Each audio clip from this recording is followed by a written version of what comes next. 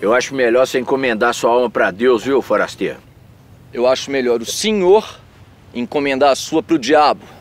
Você vai ficar mais furado com uma peneira. Vou deixá-lo com mais buracos que uma cueca velha. Você pode se preparar aí que você vai virar comida de urubu, viu? Prepare-se para virar adubo orgânico. Peraí. Por que a gente tá duelando mesmo?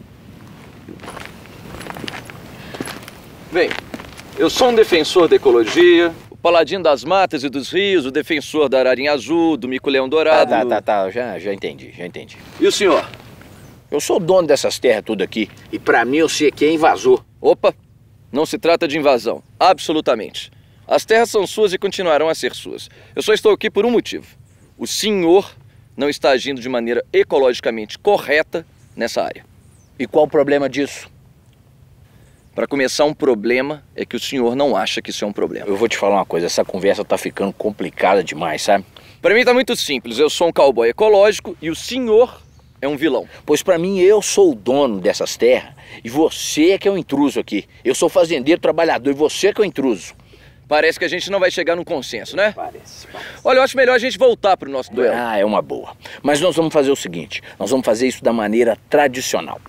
Como nos filmes? Como nos filmes. Nós vamos ficar de costas um pro outro. E aí nós vamos dar 10 passos, e aí a gente se vira e eu acerto um tiro bem no meio da sua testa. Perfeito. Quer dizer, tirando a última parte, né? Então vamos. Assim tá bom? Não, eu não preciso de encostar tanto também, Desculpa, né? tá? Doido. Olha, deixa eu te falar uma coisa. Você vai arrepender dessa sua ousadia aqui, viu?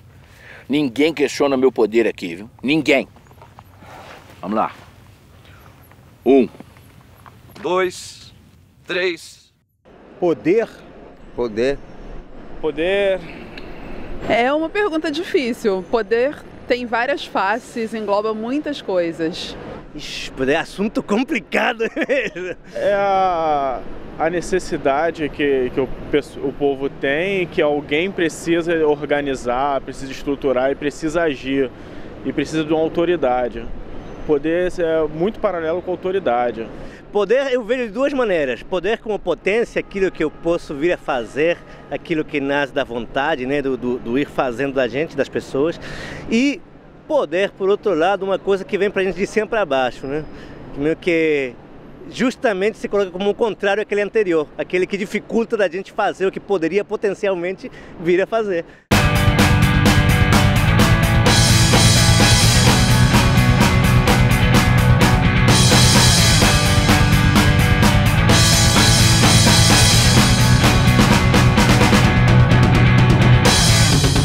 A palavra poder vem do latim posso e significa ter a capacidade de realizar alguma tarefa ou ainda ter força física ou moral para concluir um empreendimento, como esse, por exemplo.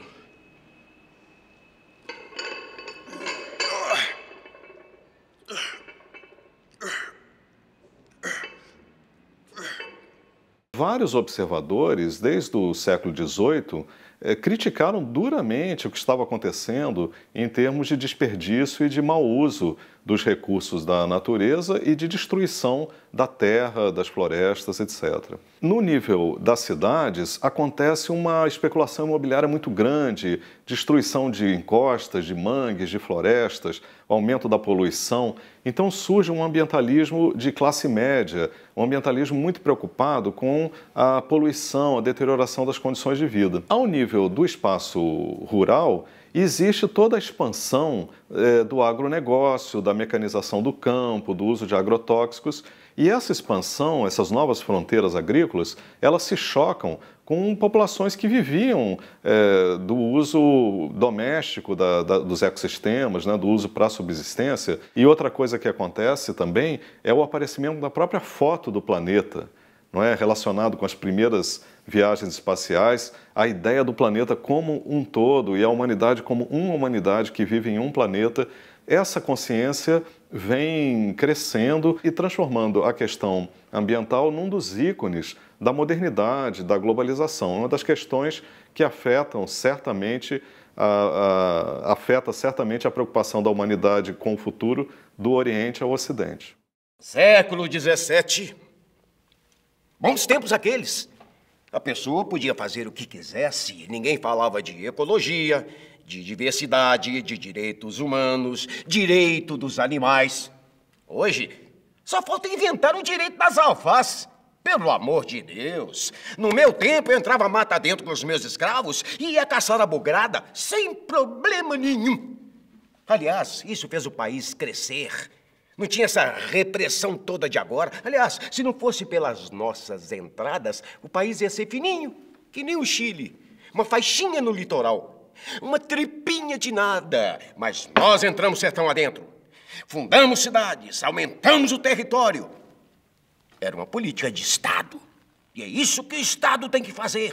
Promover a ocupação da terra. Mata a virgem. Isso não enche barriga de ninguém. 300 anos depois de Borba Gato, durante a ditadura militar, o Brasil criou o Plano de Integração Nacional, que, entre outras coisas, construiu a Transamazônica. A ideia era realizar grandes obras e, por coincidência, mais uma vez as principais vítimas seriam os índios. O socioambientalismo começou a se institucionalizar e virar público no Brasil nos anos 90. Mas a raiz do socioambientalismo, a meu ver, está no começo dos anos 70. O governo criou o chamado Plano de Integração Nacional, que previa uma série de obras de infraestrutura e subsídios econômicos para a chamada ocupação da Amazônia, que na época era considerada um vazio demográfico, né? E eu me lembro que eu era estudante de Ciências Sociais, jovem, com 20 anos, eu fui a Curitiba numa reunião da Sociedade Brasileira para o Progresso da Ciência, que pela primeira vez convidou os cientistas sociais a se juntarem aos cientistas naturais para pensar o Brasil. E naquele evento houve uma grande alerta sobre esse plano de integração nacional e os impactos que isso teria sobre a população e o meio ambiente da Amazônia. Movidos por esse alerta, né, nós começamos de maneira informal a juntar informações sobre os índios na Amazônia, né? E esse foi um momento importante porque, se contrapondo ao discurso de que a Amazônia era um vazio demográfico, nós criamos uma rede social nos anos 70 para botar os índios no mapa do Brasil. 5, 6, 7, 8, 9, 10. O que foi? Espera só um pouquinho que eu tô com um problema aqui. Espera um pouco, isso aqui é um duelo, meu filho. Eu não posso fazer nada, né? O senhor vai atirar em mim? É claro que eu não vou. Sou um sujeito da moda antiga, tem fair play. Você tem que puxar isso aí com força. Eu tô puxando, Puxa com força. Não saio. Se você puder ajudar. Não, você tem que puxar eu com tô força, puxando. pra cima, com força, puxa pra cima. Aí, tá vendo? Tá vendo? Não falei? É só puxar com força. Agora, agora eu posso te matar, né? Agora eu posso te matar. Eu não ia matar um homem desarmado. Muito justo da sua parte. Eu sou um homem sensível, né? Um latifundiário sensível. Não, tá vendo? Tá vendo? Esse aqui é o problema seu. Você se prende aí a esse negócio de estereótipo. Deixa eu te falar uma coisa. Eu só corto árvore com machado. Eu só uso metade do agrotóxico que o pessoal pede aí. E quando eu tô caçando, eu não mato fêmea prenha. Tá vendo? Fico muito feliz em conhecer esse outro lado. Não é à toa que eu sou xerife aqui do lugar. Viu? Um homem sensível, um homem ponderado, né? E esse negócio seu aqui, que eu vi esse negócio seu, o que é isso? É da minha ONG, a Ecoboy. É ecologia e cowboy. Entendeu? Eu entendi, mas não achei graça nenhuma. Você sabe o que é ONG? Organização não governamental. ONG é organização não governamental, correto? ONG é organização não governamental. Organização não governamental. Sei. É grupo de pessoas que têm seus ideais, se organizam em defesa de vários setores ambientais, como o ambiente, como crianças, pessoas de ruas. Sei. Até porque eu faço parte de uma, já há bastante tempo, né? Uma organização definida por negação, né? Pelo que não é, não governamental. Não sei se é considerada ONG, mas é o AfroReg. A Sociedade Viva Cazuza, a ONG Crioula. Cara, fugiu da mente. Se essa rua fosse minha, é uma ONG, que eu mesmo faço parte há um tempo, escola, é uma ONG que trabalha com direitos da garotada aí também, a FASE, o IBASE, ONGs mais conhecidas, famosas, enfim, tem várias. As ONG, ou organizações não governamentais, são grupos da sociedade civil sem fins lucrativos que desenvolvem ações em áreas específicas com o objetivo de modificar determinados aspectos da sociedade.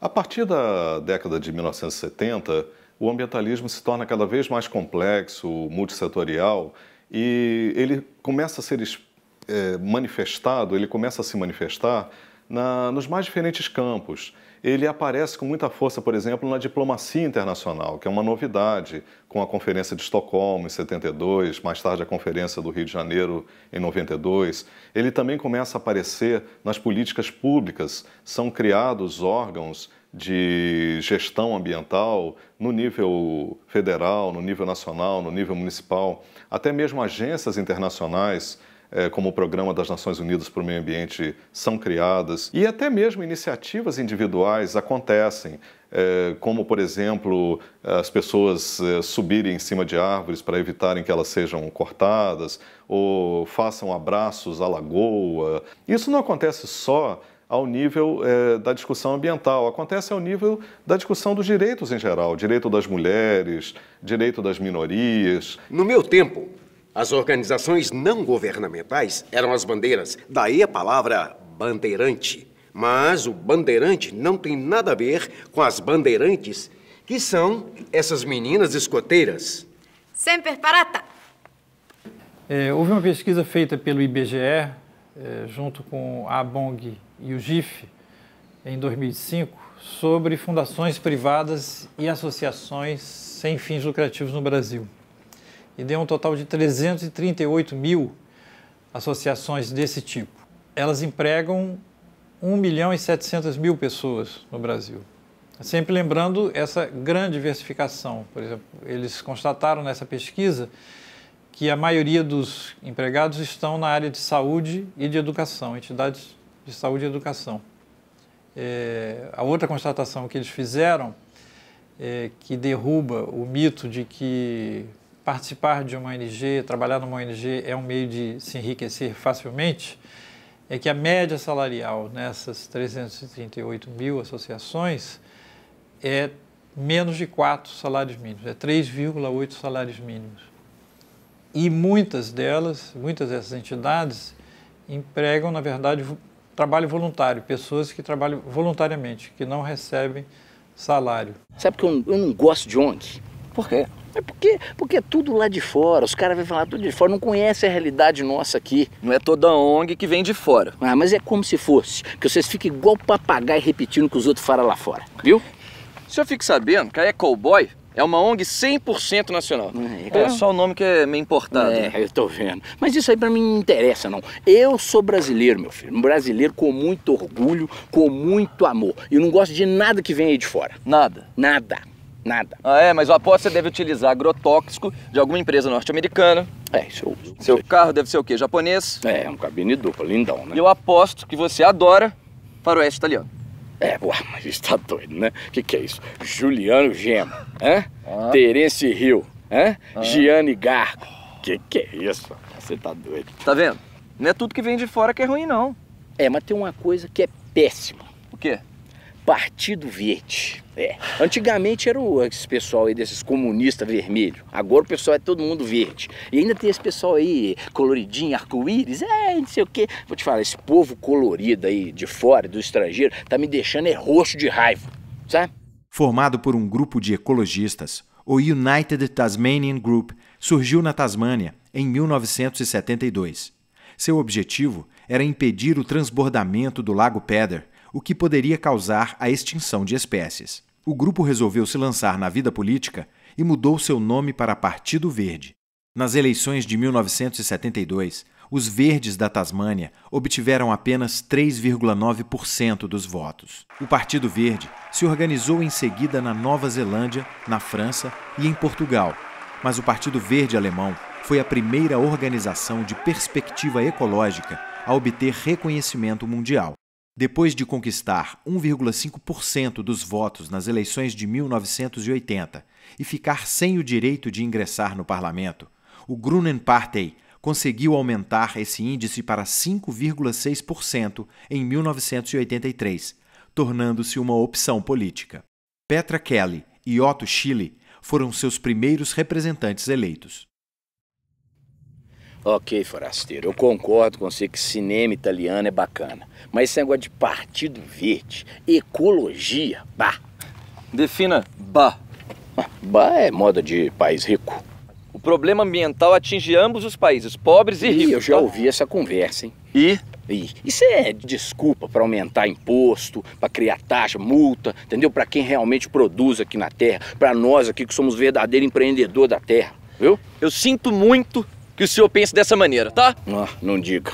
E sendo assim, eu não vejo outra maneira a não ser a gente continuar o nosso duelo. Deus seja louvado. Podemos recomeçar a contagem? É claro, meu rapaz, vambora. Eu não vejo a hora de meter uma boa bala de chumbo no meio da sua testa, viu? Peraí, o senhor disse chumbo? Disse. E a bala não é de chumbo. De que ela é, então? É de alumínio.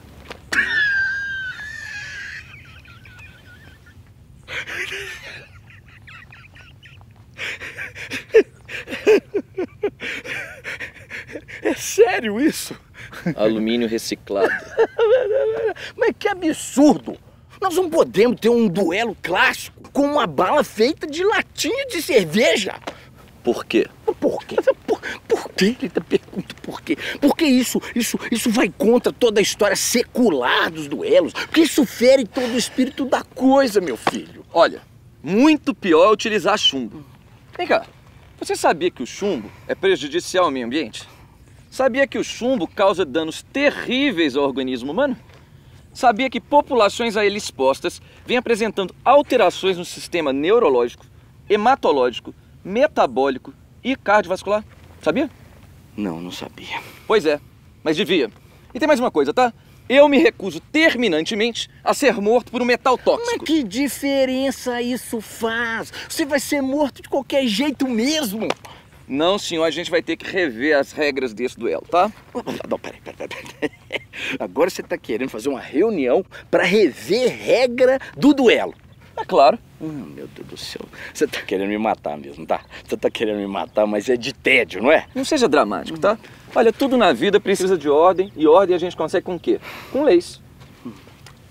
Seguinte, nós, representantes do povo brasileiro, reunidos aqui nessa Assembleia, promulgamos as seguintes leis para o bom regimento do presente duelo. Título 1, do duelo. Artigo 1º. O duelo... Vem cá, o senhor não tá me parecendo muito animado, né? É impressão sua.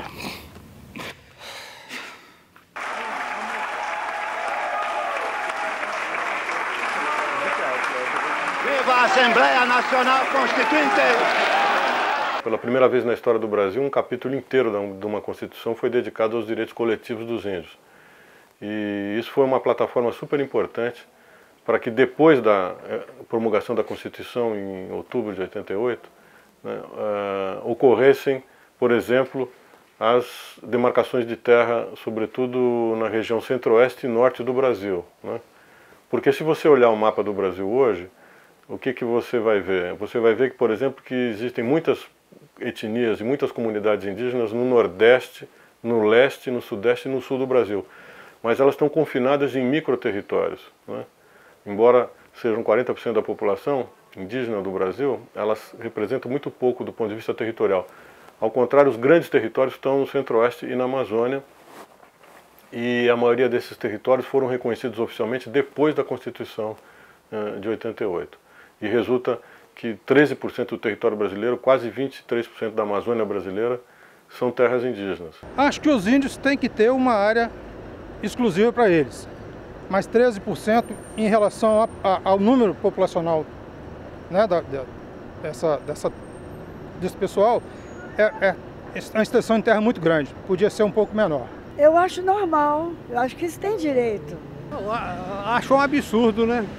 Se essa terra for demarcada de verdade para eles e se eles ocuparem esse território de uma maneira que eles possam desenvolver as atividades deles sem grilheiros, sem gente invadindo, eu acho que é justo eles ocuparem 13% do território brasileiro se essa terra for suficiente, porque eu não tenho noção da real dimensão das nações indígenas. Bem, eu não sei a quantidade de índios que tem atualmente, mas eles têm direito a isso tudo. Eu acho que todos têm que ter o mesmo direito, então, não só porque eles serem índios e tal, acho que eles têm que ter condição de vida, mas não ser obrigatório isso para eles. Pô, esses índios não têm infraestrutura intelectual nenhuma para poder botar uma massa de riqueza, como é aquela mata amazônica, por exemplo, botar isso na mão de índio. Não é fazer mal, como é que fala, fazer pouco caso de índio, não, porque cada um tem sua cultura conforme a oportunidade. É lamentável que isso tenha acontecido na Assembleia Constituinte, viu? Índio produz? Não produz. Índio gera emprego? Não gera emprego. Índio fica lá, parado, pescando, se pintando e fazendo festa. Olha, no meu tempo a gente não dava mole, não. Tratava índio na rédea curta, botava os preguiçosos para trabalhar, fazer alguma coisa que preste. Olha, pode falar o que quiserem sobre diversidade cultural, essas conversas. Mas eu não me conformo. Não acho que isso tenha sido a coisa certa, não. Mas não acho mesmo. A Constituição fica para ficar. Pois com ela ficará a democracia, a liberdade, a pátria como a casa de todos, com todos e para todos. Bem, nos primórdios do nosso movimento, dos anos 80, a gente basicamente se dedicava à luta em torno dos grandes ecossistemas. A questão da Amazônia, naturalmente, é uma questão central. Pantanal, oceanos, a camada de ozônio. Isso eram temas que a gente concentrava. Posteriormente, a ação e o pensamento foram evoluindo, porque basicamente a população mundial em 2008 passou a ser predominantemente urbana, e nesse momento é central discutir a questão dos resíduos, a questão do ar, a questão das águas, a questão dos espaços verdes nas cidades, do verde urbano. O que vem a ser o verde urbano?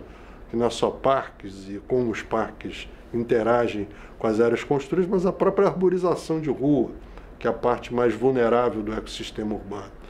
E depois a gente cai numa interseção entre a questão ambiental e a questão urbanística. Qual é o tipo de cidade que melhor favorece uma economia de baixo carbono? Qual é o tipo de cidade que favorece uma melhor qualidade de vida?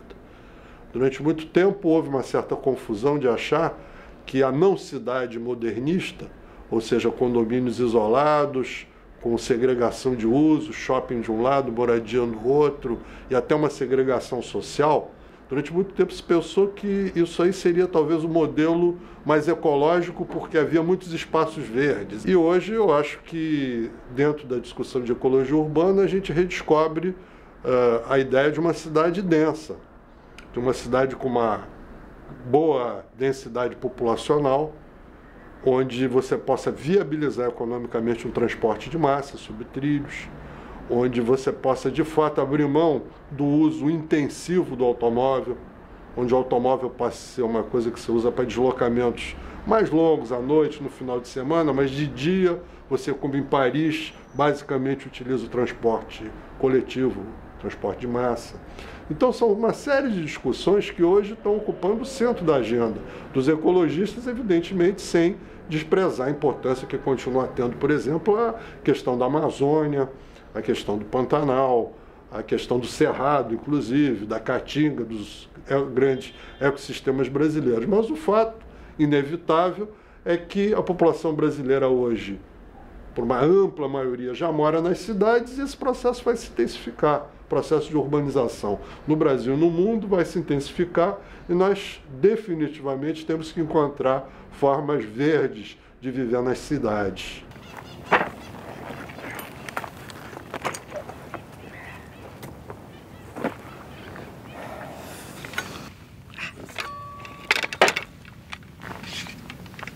espada? Ah, não sei. O que tem? A gente fazer nosso duelinho com a espada, uma briguinha de espada, o que tem? O cabo é de madrepéro. E não é bonito? Bonito não, é lindo, né? É lindo. Agora, você sabia que os produtores, que eles agridem os moluscos? Não é sério. Na verdade, eles torturam os pobres dos animaizinhos para que eles possam liberar essa secreção, tá?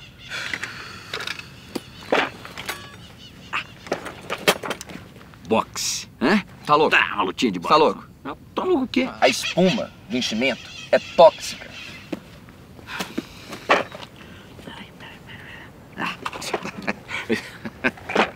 Isso aqui não. Aqui agora.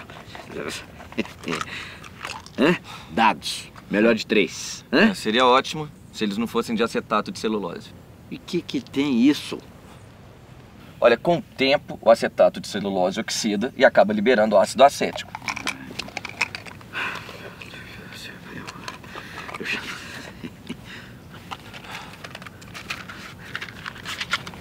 Palitinho? É, né? Se eles não tivessem sido retirados de um jequitibá... Tá bom. Minha última cartada agora. Tá certo. Carta, baralho. A gente pode jogar um buraco. Não é carta não. Carta eu não posso. Por quê? Porque minha mulher não deixa. Xadrez. Tá aí, agora sim você teve uma boa ideia. Xadrez é ótimo. Pode ser? Claro. Que Olha, beleza. xadrez é um jogo muito estimulante. Bom demais. Na verdade, depende muito mais da cabeça do que... Claro. Ah, não. Pera aí. As peças são de marfim, pô. Ah, não. Não, o senhor vai me desculpar, tá? Mas qualquer pessoa com o mínimo de bom senso sabe que o marfim foi banido do comércio mundial por causa da caça indiscriminada aos elefantes, pô. Você sabe qual que é a minha vontade agora? Não tenho a menor ideia. É de não ser um tiro de calibre 12. Ah, não. Calibre 12 não. Aí o senhor tá pelando. Se tem uma arma com a qual me recusa a ser morto, é uma calibre 12, tá? Por quê? É uma arma dessa que matou o Chico Mendes. Chico Mendes? Não. Chico Mendes? Não conheço. É, mais ou menos. Não. Foi um, como é que fala, naturalista, né? Chico Mendes foi um seringueiro da Amazônia, líder sindicalista e que incentivou inclusive a nossa candidata a presidente, a Marina Silva, a entrar na política, a participar de todo o movimento social que culminou com essa candidatura dela agora, ultimamente. Chico Mendes foi um líder sindical, um líder lá no Pará, no Amazonas. Ele foi morto numa emboscada e hoje se tem uma referência nele como um líder ambientalista. Para mim, o principal legado de Chico Mendes foi ter inscrito na agenda planetária a questão ambiental e a preservação da Amazônia. Se por uma ironia da história, quer dizer, ele morreu por uma causa que continua viva, graças a ele.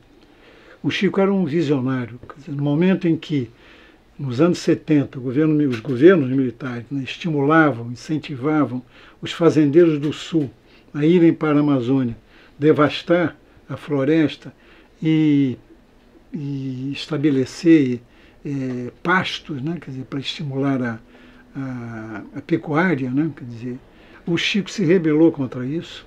Ele sabia que isso era o atraso, né, e que a modernidade era exatamente o contrário disso, era preservar a Amazônia.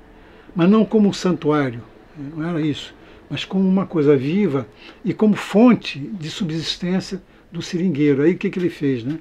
Ele organizou os seringueiros como se fosse um Gandhi, né, tropical, e criou uma resistência junto com os índios.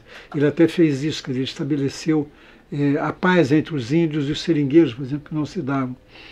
E criou uma forma, uma estratégia de resistência que era nova, que era chamada de empate, que ele organizava os seringueiros, as mulheres do seringueiro, os filhos do seringueiro, para se colocarem entre os peões armados de serra e as árvores. É realmente um desses personagens que a gente não sabe muito bem explicar, né? Como é que nasce. Eu até hoje, eu me lembro que eu terminei o meu livro colocando essa questão né, que é o mistério do Chico Mendes, né? E aí eu escrevi: como foi possível nascer e crescer no meio da floresta, num pequeno canto verde que cremos mais propício aos bichos e às plantas, um exemplar tão fecundo da espécie humana. Francisco Alves Mendes Filho nasceu em Chapuri, Acre, no dia 15 de dezembro de 1944. Ainda pequeno, começou a trabalhar como seringueiro. Meu pai era seringueiro, eu comecei a cortar com 9 anos de idade e durante 20 anos eu cortei seringa direto. Só aprendeu a ler aos 20 anos, porque nos seringais geralmente não havia escolas. Em 1976, começou a promover os empates, ocasião em que seringueiros impediam o corte das árvores, protegendo-as com os próprios corpos.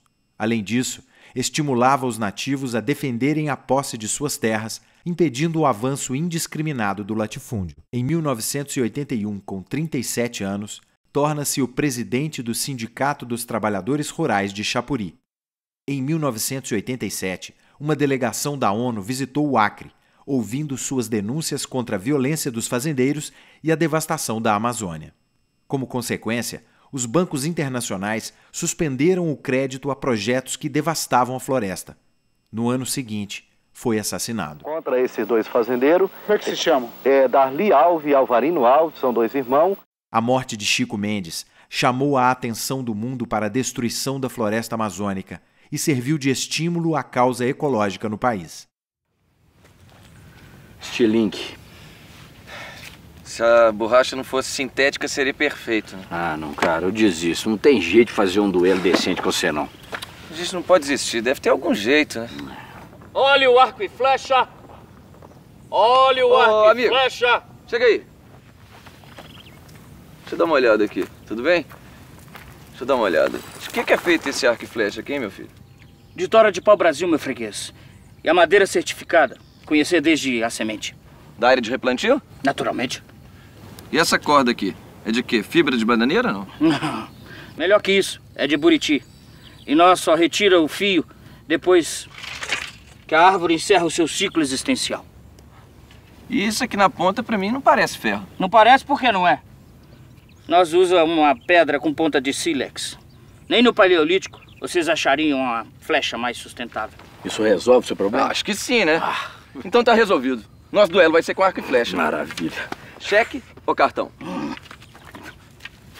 Que isso? Índio cansado de tomar calote de cheque sem fundo. E recuso pagar a taxa de maquininha. Vem cá. Você tem algum dinheiro aí? Bom, eu tenho milhões, né? Mas eu não fico andando assim com dinheiro. Vem cá, ô pele vermelha. Pode ser confiança? Passar na minha casa depois? Meu bisavô falou pro meu avô. Meu avô falou pro meu pai. E meu pai falou pra mim.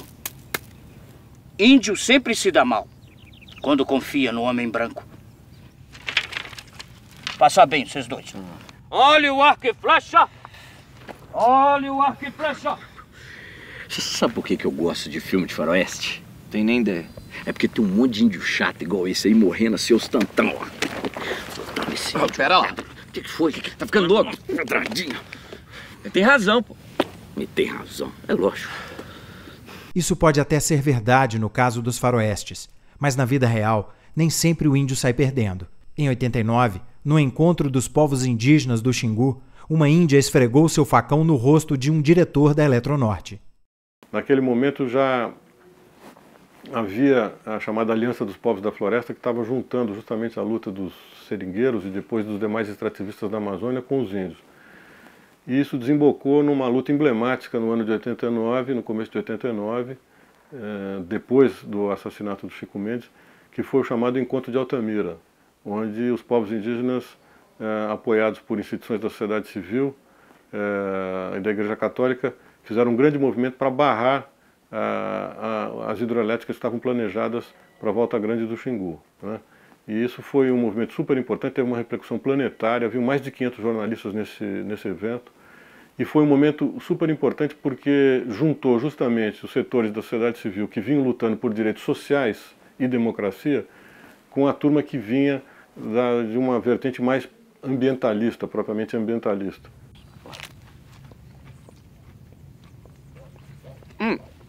Tive uma ideia.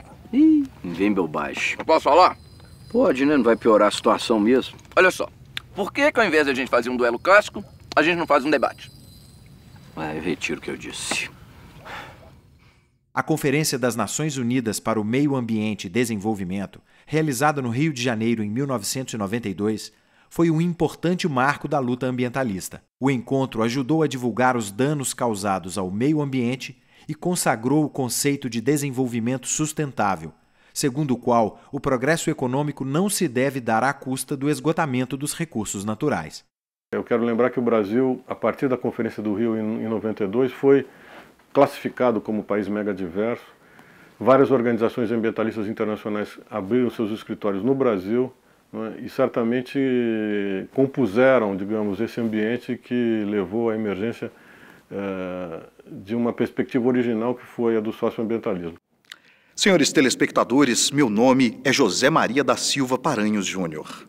Os senhores talvez me conheçam mais pelo título que me foi concedido, Barão do Rio Branco. Fato que muito me honra, por sinal. Ou então pela antiga nota de 1000 cruzeiros. Mas enfim, não importa. Bom, em vida eu ganhei a fama de dilatador das fronteiras brasileiras. E por causa disso estou aqui para falar sobre as negociações que levaram à anexação do Acre. Nem todos sabem disso. Esse território pertencia à Bolívia.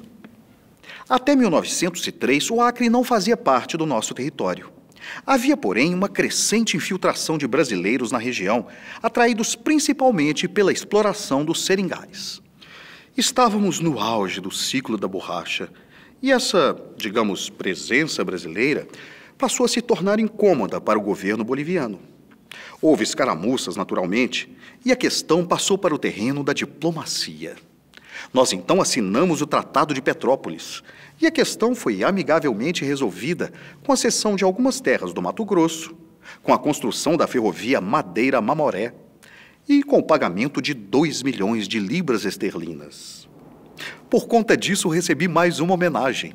A capital acreana tem o meu nome. É algo que muito me honra. Olha, eu acho que o que a gente conseguiu aqui no Acre foi ser uma vertente importante para a formação de uma corrente de pensamento que se conhece como socioambientalismo. É uma tentativa de superação dessa dicotomia, quase oposição que se estabelece hoje entre homem e natureza. E nós que vivíamos distantes nas beiras dos rios da Amazônia, pudemos, nos nossos 100 anos de solidão, elaborar um produto mais próximo da natureza, onde a ação humana fosse mais compreendida como parte de um equilíbrio. E daí a gente começou a elaborar um pensamento que nós viemos a descobrir depois que era ecologia, que era ambientalismo, que era essas coisas assim. O Chico Mendes, a Marina Silva, o pessoal que começou o movimento de seringueiros, os índios daqui que começaram o movimento indígena, na verdade estavam defendendo a sua vida, estavam defendendo a sua colocação de seringa, a sua reserva extrativista, a sua área, a sua terra indígena. E depois é que, no contato com os movimentos urbanos, foi se desenvolvendo uma compreensão a respeito de ecologia, a respeito de desenvolvimento sustentável e o tipo de economia que fosse mais compatível com a preservação da natureza. Nós conseguimos traduzir um pouco toda essa movimentação para a política, através da candidatura do Jorge Viana, que foi bem sucedida e teve 2 mandatos de governador aqui, através do Binho Marques e da senadora Marina Silva, que eram bastante aproximados do Chico Mendes e, portanto, herdaram do Chico essa predisposição a buscar novas propostas, novos caminhos. O Chico não era apenas uma liderança de luta para protestar contra a devastação ou protestar contra a exploração econômica. Na verdade, ele propunha novos caminhos, ele tinha a consciência de que era necessário organizar escolas, postos de saúde, cooperativas, fazer um movimento que não fosse apenas político, mas também organizasse a comunidade nos diversos aspectos da vida. Não, chega de debate. Não vai ter esse negócio de debate, não tem nada disso não, entendeu? Esse negócio de debate, de reunião, isso é coisa de efeminado. Pior, isso é coisa de intelectual. Agora você escuta bem, seu Eco Pentelho. Eco Pentelho não? Eco Pentelho sim, Eco Pentelho sim. Se você não quer usar bala de chumbo no seu revólver, azar é o seu. Agora nós vamos ficar de pé e vamos fazer esse duelo igual dois homens. Não quero nem saber. Problema seu. Da última vez a gente contou até 7, né? 10. Vem cá, por que até 10 e não 7? Porque é tradição, diabo. Porque é tradição. Tradição a gente não questiona, não. A gente faz e pronto. É 10 e pronto. Tá bom, então a gente conta até 10. Então vamos. Ah, só uma coisa. Você prefere ser cremado ou enterrado? Vem cá, o que te dá tanta certeza de que sou eu que vou morrer? Porque minha arma é melhor do que a sua. Porque eu atiro melhor do que você. E porque eu tô mais acostumado com esse negócio de duelo, né? Vamos. Cremado. O quê? Eu prefiro ser cremado. Ah, tá. É, porque também não ia ser cristão, né? Deixar seu corpo aí espalhado pros bichos comer aí, né? É, mas se você pensar bem, na verdade ia ser ecologicamente correto, né? Você não abusa da minha paciência não, viu? E se não for pedir muito? É, eu duvido. Eu queria que você espalhasse minhas cinzas pelo Parque Indígena do Xingu. O Parque Indígena do Xingu, uma ideia dos famosos sertanistas, os irmãos Vilas Boas, foi criado em 1961 pelo presidente Jânio Quadros. Situado ao norte do estado de Mato Grosso, ele tem 2.800.000 hectares e foi a primeira terra indígena homologada por lei federal. Atualmente, vivem no seu interior mais de 5.000 índios de 14 etnias. Então, a invasão física do parque para ocupar parcelas de terra do parque, essa situação quase que não existiu, né? Diferente de outras áreas indígenas que se viram no embate direto com o processo de ocupação, disputando parcelas de terra. O Parque do Xingu não teve isso, né? Era mais a ocupação, a ameaça do uso dos recursos do parque, né? Inicialmente, caçadores e pescadores que tentavam entrar no parque através dos rios, né? E os índios se mobilizaram para tentar evitar esse tipo de coisa, e posteriormente a madeira, né? Também meio que mordendo assim a borda do parque, né? O processo de ocupação, de exploração madeireira. Então a ocupação se deu, mas a grande questão foi o desmatamento, né? O Parque do Xingu, todas as cabeceiras acabaram ficando, dos formadores do Xingu, ficaram fora do parque, né? E isso fez com que o parque ficasse numa situação um pouco de um ralo regional. Tudo que acontece fora corre pelos formadores, dentro do rio Xingu, que corta o parque ao meio. Na direção da fronteira com a terra indígena Uauí, foram constatados desmatamentos, queimadas e assoreamento de nascentes e córregos, onde havia matas de floresta e cerrados. O parque hoje é como uma ilha verde em meio ao crescimento das plantações de soja. A situação planetária, a emergência da situação planetária, do ponto de vista da própria ameaça que isso representa para a vida na Terra, colocaram novas agendas e novos prazos, né? E eu acho que, sobretudo, sob efeito das chamadas mudanças climáticas, da consciência global e progressiva sobre a gravidade da questão climática, levaram vários segmentos a se encontrar em novos espaços intersetoriais de cooperação, com agendas mínimas compartilhadas de responsabilidade socioambiental para tentar resolver questões concretas rumo à sustentabilidade. Aí tem que entrar todo mundo, as populações urbanas, os professores, os alunos, as escolas, os fazendeiros, os assentados, a classe média, os órgãos de comunicação, focando justamente soluções de sustentabilidade para o futuro. E nesse sentido, trabalhar com o chão das bacias hidrográficas coloca já no primeiro plano da reflexão e da prática a necessidade de ter relações equilibradas entre homem e natureza. Então, essa é a grande novidade, eu acho, dos últimos 10, 12 anos, é a criação de espaços e campanhas de cooperação interinstitucional com plataformas de responsabilidade socioambiental compartilhada.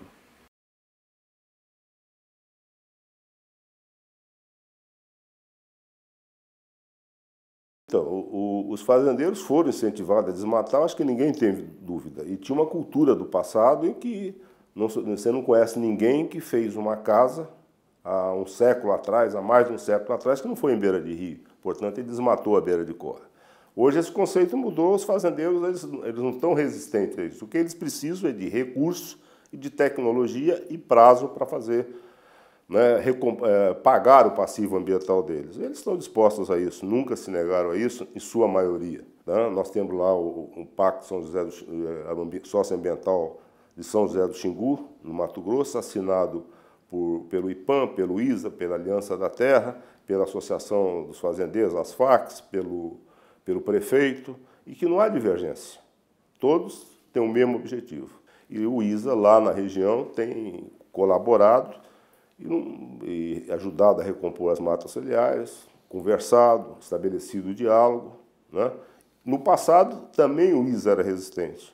Né? Hoje, essa resistência com o ONG, até pelo um depoimento da nossa presidente, a senadora Cátia Abreu, ela quer a conciliação. Ela caminha nesse sentido, o diálogo, a conciliação.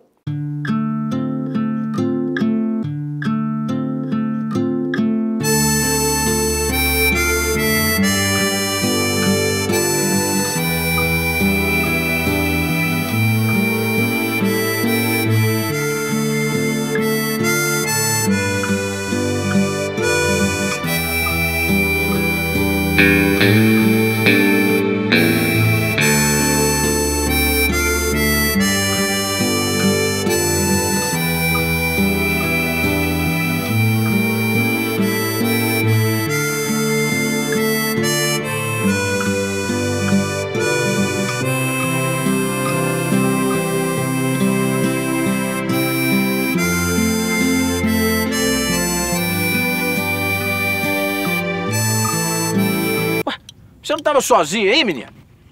Tava. Mas quem que é essa gente toda aí, meu Deus do céu?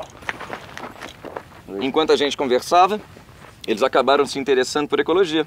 Mas assim, de uma hora para outra, assim? Ideia boa. Espalha rápido. Ah, tá. Tudo bom? Vamos fazer o seguinte, aquela nossa pendência, nós vamos deixar para depois. Ah, quer dizer que não vai mais me matar, né? Que é isso? Que matar? Aonde você viu isso? Duelo. Que duelo? Que duelo? Você não falou que ia meter uma bala aqui no meio? Meter bala, que duelo? Em que século que você tá, meu filho? Duelo? Olha, se você não quer fazer um duelo, pra mim é até melhor. Eu também acho. Mas o senhor então vai ter que se comprometer a mudar alguns procedimentos, tá? Nossa, se eu tiver algum procedimento pra mudar, sem problema. Eu fiz aqui uma pequena lista. Deixa-me ver. Quer dizer então que o senhor vai parar de fazer queimadas, parar de cortar árvores sem replantio, parar de usar quantidade excessiva de agrotóxicos, parar de destruir as matas ciliares e desistir da caça indiscriminada. O senhor vai conter a poluição, vai parar de fazer pesca com explosivos, parar de vender animais silvestres e expulsar as comunidades indígenas de suas próprias terras. O senhor vai parar com isso? Tinha um índiozinho aí agora. O senhor vai parar de abalar ecossistemas, parar de lançar mercúrio nos rios e causar assoreamento? Vai? Até parece que eu faço isso tudo. É muito engraçado. Nós vamos fazer o seguinte, nós vamos todo mundo agora lá pra fazenda, vai ficar tudo bem, tudo numa boa, nós vamos fazer um churrasquinho lá, tá bom? Lá vai ter carne de jacaré, vai ter carne de paca,